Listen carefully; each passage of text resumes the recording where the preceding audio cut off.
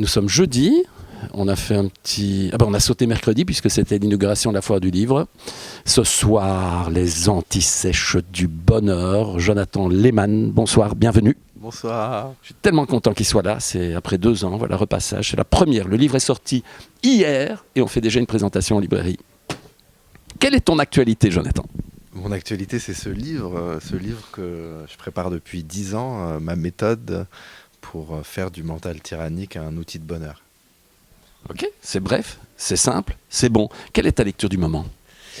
Ma lecture du moment, c'est Robin Hobb. Je ne sais pas comment on dit, c'est Farseer Trilogy en anglais. C'est une de mes lectures. Je vois que tu fais en référence dans tes lectures, il y a pas mal de fantasy. Ouais, voilà, en ce moment c'est du fantasy, je fais un peu une pause. Alors en ne prenant pas toutes les références, parce qu'il y a énormément de références, et je suis ravi parce que la plupart de tes références, on les a en magasin, est-ce que par rapport, par exemple, au livre paru ces 6 derniers mois, tu as lu quelque chose ? Par rapport En littérature, j'entends, hein, c'est ce que tu t'es lâché, un roman. Un roman des 6 derniers mois, je crois pas. J'avais commencé La Panthère des Neiges, non ? Oui, c'est plus un essai de Sylvain Tesson. C'est plus un essai, mais j'ai été engouffré dans La panthère est une bête paresseuse. Hein. Tu sais qu'elle dort à peu près 16 heures par jour. C'est quand même exceptionnel, ça. Est-ce que tu es un tout petit peu série télé ou rien ? Si, non, attends, excuse-moi. Je sais que jeune, tu regardais Dynasty et Dallas.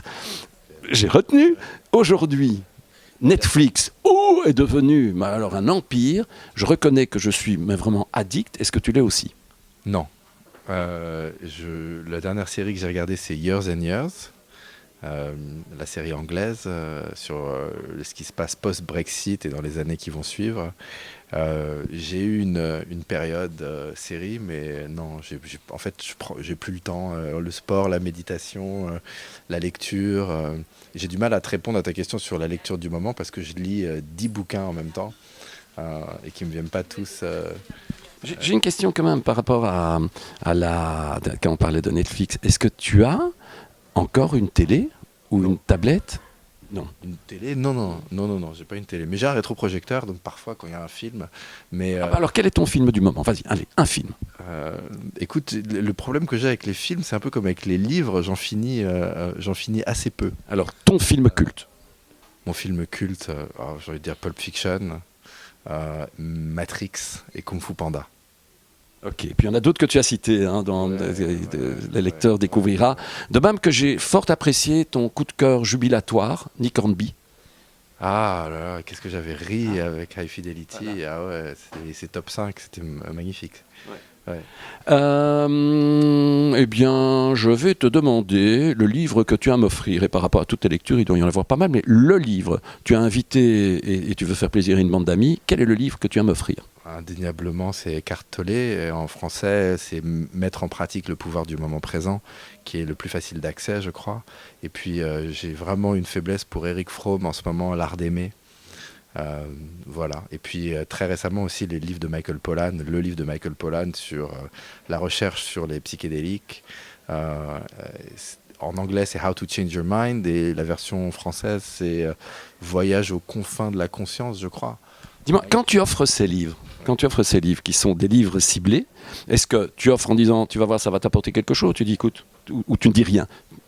Est-ce qu'il y a une petite phrase d'accroche quand tu offres ce genre de livre ? En général, c'est « Tiens, lis ça ».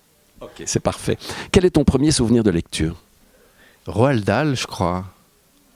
De lecture seule, hein. Roald Dahl. Les Deux Gredins. Il y avait Charlie et la chocolaterie. Enfin, tous les Roald Dahl. Mathilda. Je me souviens que c'est ma première expérience de lecture. Ça et les livres dont vous êtes le héros. Quel souvenir. Monsieur le végétarien, quel est ton plat préféré ? Un bon bol d'açaï avec des bons fruits mûrs, frais. Les fruits à toute heure de la journée ? Toute heure de la journée, je sais pas, mais en tout cas, conseils le soir. Hein. Ouais. Je suis pas toujours les meilleurs conseils, mais en tout cas les fruits. Quel est ton lieu de prédilection ? Waouh, mon lieu de prédilection. Écoute, le premier lieu qui me vient en tête là, c'est Rishikesh en Inde, qui est un lieu où j'ai vécu beaucoup de belles choses. La maison de famille à Angoulême, c'est un de mes lieux de prédilection aussi. Et puis Paris, ma ville natale. Tu viens toujours Paris? Ah, j'adore Paris. J'adore Paris. Tu prendras goût à Bruxelles parce que vous allez vous réfugier là, avec ce qui se passe aujourd'hui en France. Je crois que vous allez être de plus en plus nombreux à nous rejoindre. Écoute, peut-être. Moi, je vais avec le flow. Donc, si c'est ça que veut le flow, c'est ça qui se passera. On va terminer. Et pour terminer, tu regardes le tout petit objectif qui est là. Ouais. Là, tu le regardes droit. Là, Ouais. le Canon ou le Le Canon. Jeune homme, si tu dois donner un conseil aux jeunes aujourd'hui, quel est-il? Prenez 10 petites minutes chaque jour pour pratiquer la méditation. Essayez 10 jours consécutifs. C'est 100 minutes de votre temps. C'est la durée d'un mauvais film. C'est la durée de 2 mauvais épisodes sur Netflix. Et Dieu sait qu'il y en a. Et pour ressentir les bienfaits que ça peut faire, vous pouvez le faire avec une appli. J'ai une appli qui s'appelle Seven Mind qui aide à mettre le pied à l'étrier. C'est le meilleur investissement de temps qu'on puisse faire dans sa vie pour faire du mental le meilleur des outils. J'acquiesce, j'abonde et je veux juste rajouter une chose, c'est que le conseil n'est pas que pour les jeunes, tous les âges. Tous les âges. Merci, bravo.